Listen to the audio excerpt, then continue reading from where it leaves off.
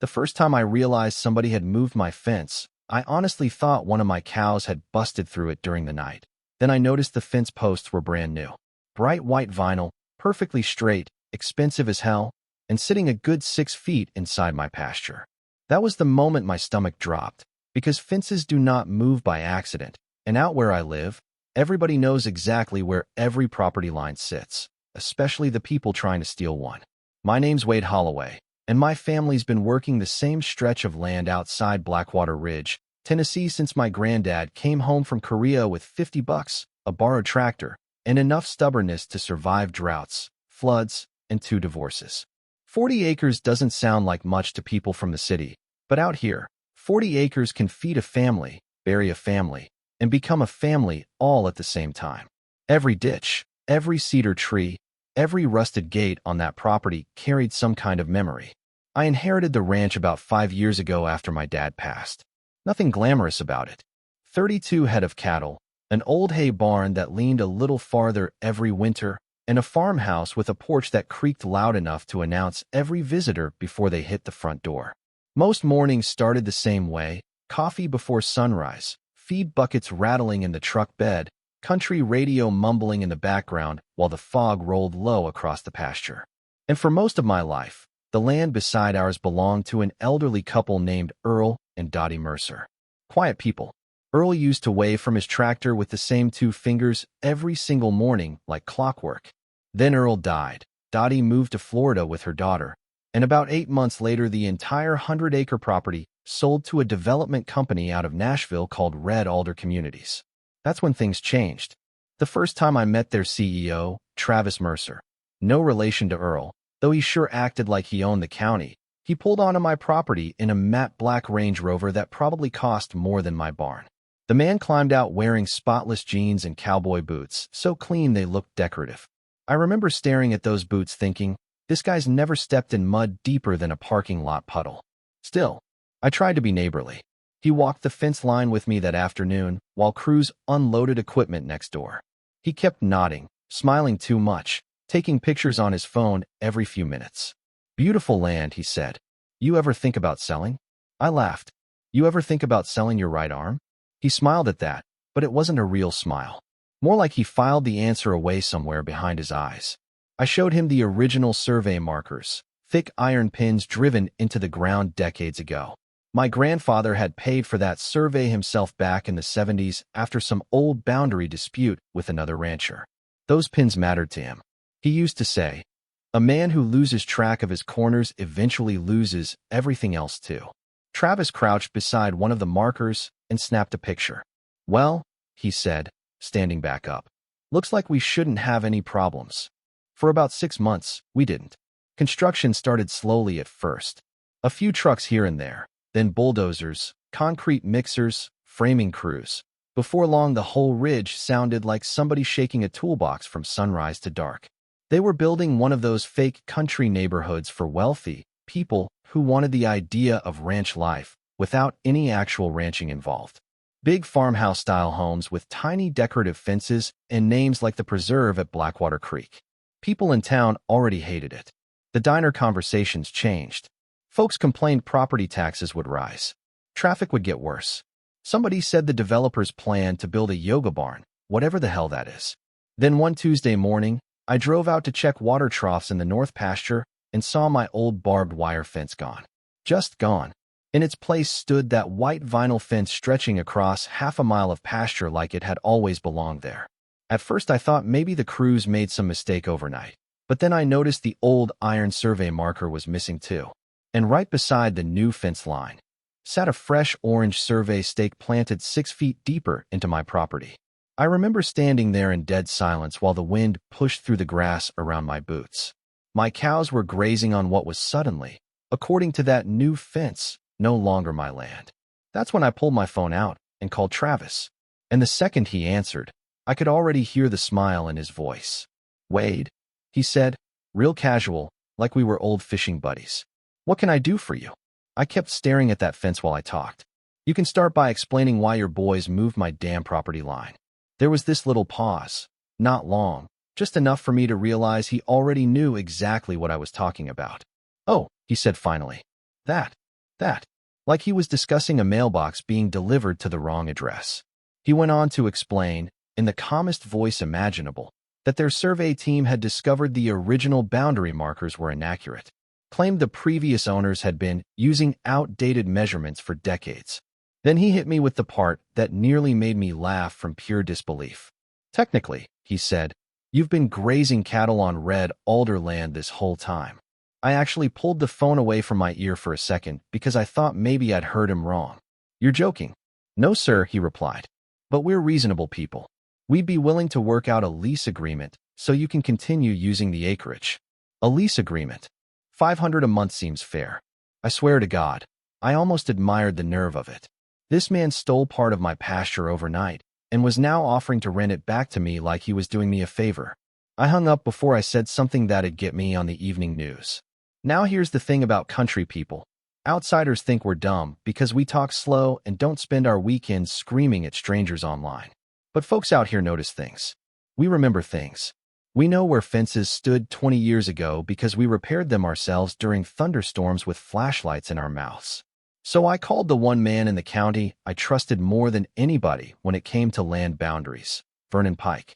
Vernon had been surveying property around Blackwater Ridge since before I could drive. He was somewhere in his 70s, smoked cigarettes that smelled like burning leaves, and carried old rolled-up maps in the back of his truck like sacred scrolls. When I told him what happened, he got real quiet. Then he said, "Don't touch a thing till I get there." He showed up the next morning wearing muddy overalls and carrying equipment older than Travis's entire personality. We spent the whole afternoon walking the property line while construction crews watched us from the other side of the fence. Every so often Vernon would kneel down, brush dirt aside, check measurements, mutter to himself. And the farther we got, the darker his mood became. Finally, near sunset, he straightened up slow and looked at me. "Your granddad's markers were dead accurate," he said. "Always were." I felt this rush of anger hit my chest so hard it almost made me dizzy. "You sure?" He gave me a look almost offended I'd ask. Boy, I'd stake my license on it. Turns out the new survey stakes weren't just wrong. They'd been intentionally repositioned in a straight line running the entire length of the property. Somebody hadn't made a mistake. Somebody had carefully manufactured a new boundary. And then Vernon found something that changed everything. Behind the red alder construction trailer sat a scrap pile full of busted concrete, rusted wire, and empty cement bags. Vernon climbed over it, kicked around a few pieces of junk, and suddenly bent down. A second later, he held up one of the original iron markers. My grandfather's marker, covered in dirt, but still stamped with the old survey identification number. I don't think I've ever gone cold that fast in my life. Because right then, this stopped being some arrogant developer trying to pressure a rancher. This became fraud. Straight-up criminal fraud. Vernon looked at me and said quietly, "Somebody's gonna lose more than money over this." That night, I barely slept. I sat on my porch till almost 2 in the morning listening to frogs down by the creek and staring across the pasture at those bright, white fences glowing under the moonlight like they were mocking me. My dad used to say land disputes turn neighbors into enemies faster than murder sometimes, and I finally understood what he meant. By morning, I made up my mind. I hired an attorney out of Knoxville named Dana Whitaker. Sharp woman, former prosecutor, didn't waste words. The first thing she asked after reviewing Vernon's report was, "Do you want revenge, or do you want to win?" I told her, "What's the difference?" She smiled a little. "Revenge is emotional. Winning is documented." That woman became one of my favorite people alive. We sent Red Alder a certified demand letter ordering them to restore the legal boundary immediately and preserve all construction records, survey documents, and internal communications. 3 days later, their lawyers responded. Not only did they refuse, they accused me of trespassing on company property. I actually laughed reading it. Dana didn't. "Oh, this is good," she said, leaning back in her chair. "How's that good?" "Because innocent companies don't get aggressive this fast unless they're scared. So we filed suit. Property theft, trespassing, destruction of legal survey markers, fraud.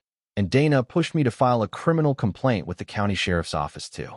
Now I didn't expect much from that part if I'm honest. Wealthy developers usually skate through things normal people get buried over. But then Sheriff Dalton assigned the case to investigator Ray Booker. Ray grew up ranching outside Blackwater Ridge himself. Big guy, permanent sunburn, drank gas station coffee like it was medicine. The first time he walked the property with me, he stopped beside the moved fence and just stared for a long moment. Then he shook his head. Bold, he muttered. What do you mean? He looked at the fence again. Most thieves at least try hiding what they stole. A week later, he brought the surveyor Red Alder hired in for questioning. And apparently, that man folded almost immediately. According to Ray, the surveyors started sweating the second they showed him pictures of the removed markers. Within an hour, he admitted Travis personally instructed him to relocate the boundary line before county inspections were finalized. Ray repeated the exact quote to me later over coffee at the diner. He told me nobody notices 6 feet in cattle country. I remember staring down at my coffee so long the waitress came over asking if I needed a refill. Because hearing how casually Travis dismissed generations of work and history and ownership like it was some accounting error, that did something to me. And things got even worse for him after Discovery started. Because once Dana subpoenaed internal company emails, Travis stopped looking like an arrogant businessman and started looking like a man building his own prison sentence one message at a time. The email that buried him got sent at 11:43 on a Thursday night. Dana printed it out and slid it across her desk without saying a word. I still remember the sound the paper made against the wood because somehow that tiny little noise felt heavier than everything leading up to it. The message was from Travis to his project manager. Shift the line, now before final landscaping.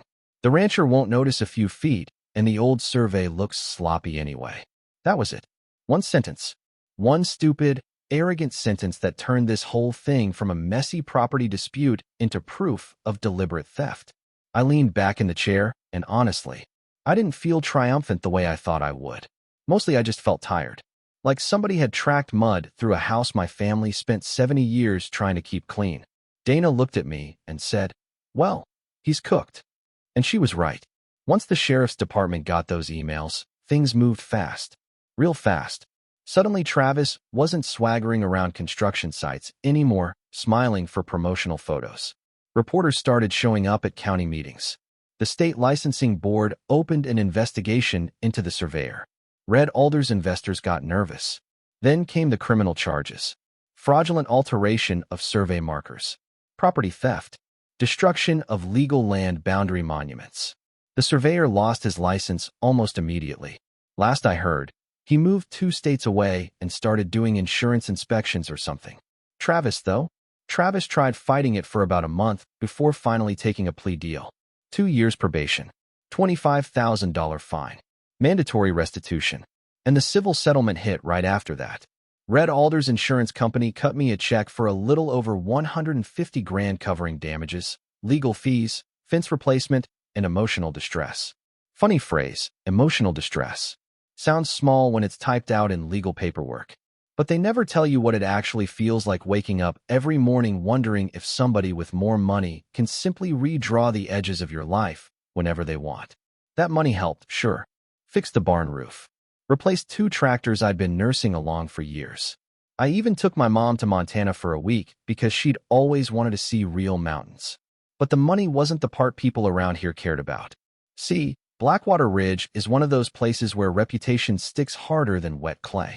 Folks might forgive a drunk fight outside the bar. They might forgive cheating on your taxes. Hell, they might even forgive you sleeping with your cousin's ex-wife, depending on the cousin. But messing with land? That's biblical out here. Word spread through the county faster than wildfire in August. By the time Travis officially entered his plea, everybody from church ladies to feed store cashiers knew the story. People started calling the development fence line estates. Somebody hung a homemade sign near the highway that read, "Check your property markers before buying here." I'll admit, that one made me laugh. Then buyers started backing out. Turns out wealthy retirees don't love investing $500,000 into homes connected to criminal land fraud investigations. Imagine that. Construction slowed down within months. Half-finished houses sat empty through winter with Tyvek wrapping flapping in the wind. Contractors stopped getting paid on time. Investors sued Red Alder internally.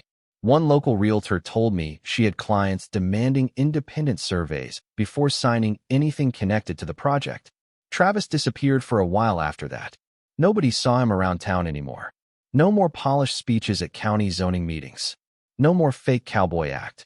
Rumor was his wife left him sometime during the lawsuits, though I never knew if that part was true. Then almost a year later, I saw him one last time. I was at the property early one morning fixing a gate when a white pickup rolled slowly down the gravel road. Travis stepped out alone. No fancy boots this time. No designer sunglasses. Man looked older somehow. He walked over toward the rebuilt fence line, the real fence line, and stuck both hands in his pockets. For a minute, neither of us said anything. Then he nodded toward the pasture. "You won," he said quietly. And I remember looking at him thinking, no, not really. Because winning would have been never having this happen in the first place. So I told him the truth. "You were already rich," I said.